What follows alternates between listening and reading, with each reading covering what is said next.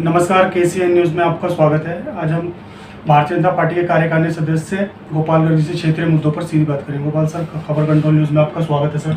सबसे पहले मेरा यही क्वेश्चन है, जो दिल्ली की 7 के 7 सीट आप जीते, इसका श्रेय आप किसे देना चाहेंगे सर? जनता को देंगे, भाजपा को देंगे, कार्यकर्ताओं को देंगे? देखिए, ये असली श्रेय तो मोदी जी की 10 साल की योजना है। मोदी जी का नाम, मोदी जी का काम, मोदी जी की गारंटी। दिल्ली में देश के अंदर जितना चुनाव हुए हैं, हम पार्टी तो लड़ी ही है, लेकिन मोदी जी का नेतृत्व ने इस देश के अंदर जो तीसरी बार सरकार बनी है एनडीए की, इसके अंदर मोदी जी का नाम, काम और मोदी जी की गारंटी, मोदी जी जैसा नेतृत्व ने दिल्ली को भी हमें विजयश्री प्राप्त हुई है। साथ साथ में जब पार्टी काम करते हैं, पार्टी का नेतृत्व अच्छा होता है, तो उसमें सब चीज़ें, कार्यकर्ताओं का भी मेहनत है, जनता ने भी विश्वास व्यक्त किया है। दिल्ली की जनता देश का नेतृत्व के लिए पिछली 3 बार से मोदी जी के नाम पर ही वोट करती आई है और मोदी जी के नाम पर ही हम 7 उम्मीदवारों को जितवाने में, इतने भारी बहुमत से जितवाने में सफल हुए। वही सर, यूपी की बात कर ली जाए तो यूपी में कोई खास मैजिक दिखा नहीं मोदी जी का। योगी जी का भी सफाया हो गया वहाँ से सर, इसको लेकर क्या कहना चाहेंगे दर्शकों? देखो, हमने दिल्ली की राजनीति के अंदर दिल्ली की राजनीति देखी है। यूपी में क्या हुआ, ये पार्टी ये दिखाई जो दे रहा है, कुछ ना कुछ दिक्कत तो रही है, इसमें तो दो राय है ही।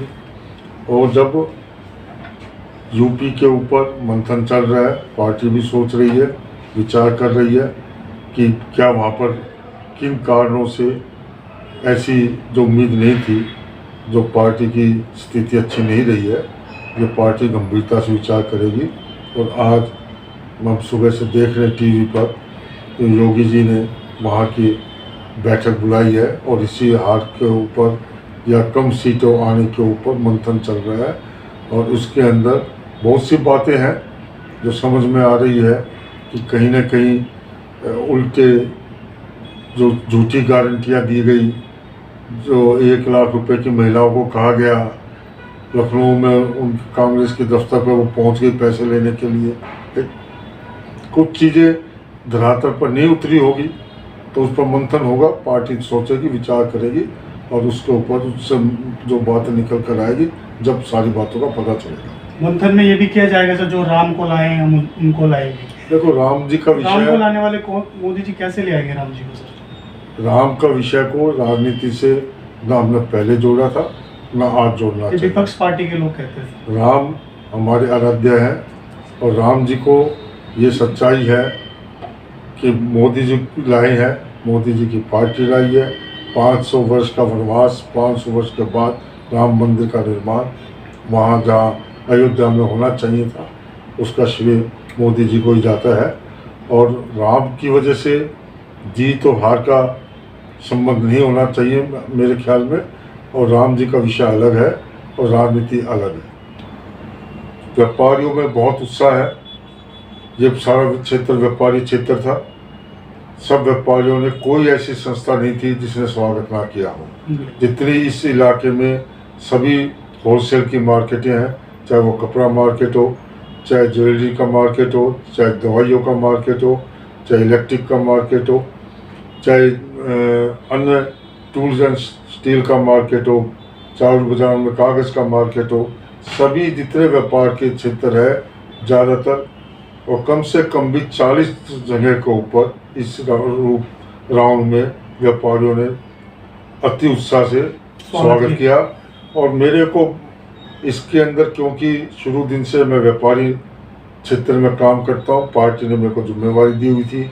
मैंने यहाँ पर 21 व्यापारी संस्थाओं की बैठकें करवाई थी इस दौरान में। और कल भी मेरे को मौका मिला कि मैं प्रवीण खंडेलवाल जी का जो विजय रथ चल रहा था, उसका वाहक बनकर आगे उसको लेकर मेरे को चलने का मौका मिला।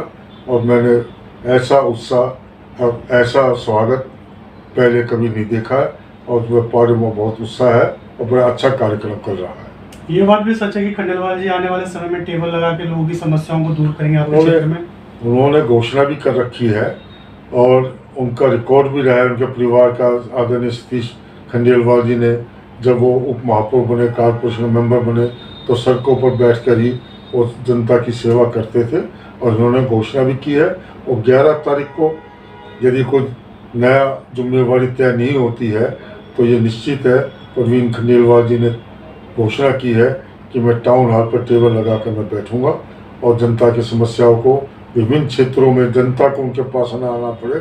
हर दिन कहीं ना कहीं किसी न किसी क्षेत्र में वो सड़क पर बैठकर ही काम करेंगे।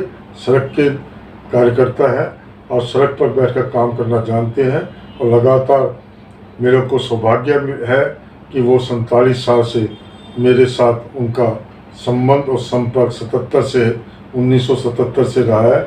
मेरे साथ ही, और हमने दोनों ने इकट्ठी राजनीति शुरू की थी, सामाजिक जीवन में शुरू किया। और मैं वायदा आपको ये बता सकता हूँ कि उन जैसा कार्यकर्ता हमारे को इस चांदनी चौक में, पहले भी हमारे नेता बड़े अच्छे रहे हैं और ये भी अच्छा काम करेंगे, और ये हमें पूरा विश्वास है।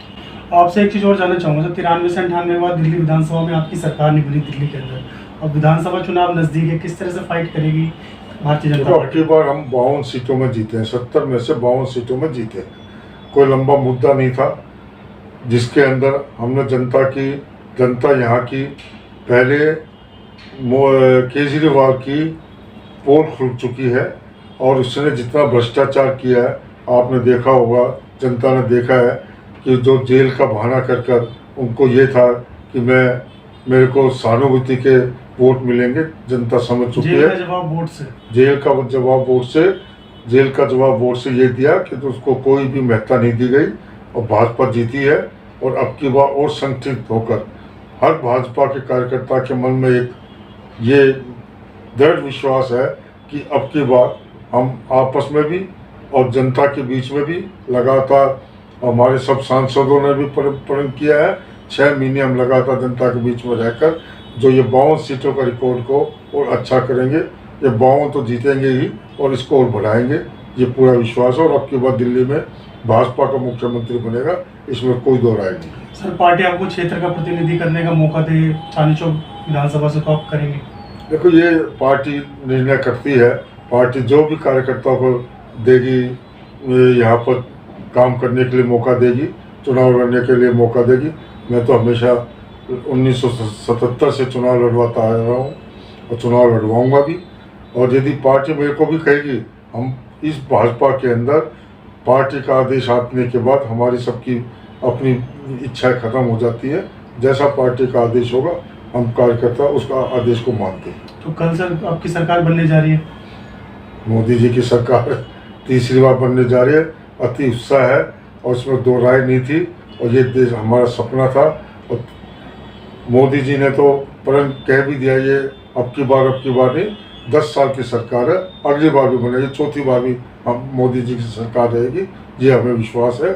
और इसके लिए पूरा देश में, पूरा भाजपा में, पूरी दिल्ली की जनता में, पूरा देश की जनता में बहुत उत्साह है।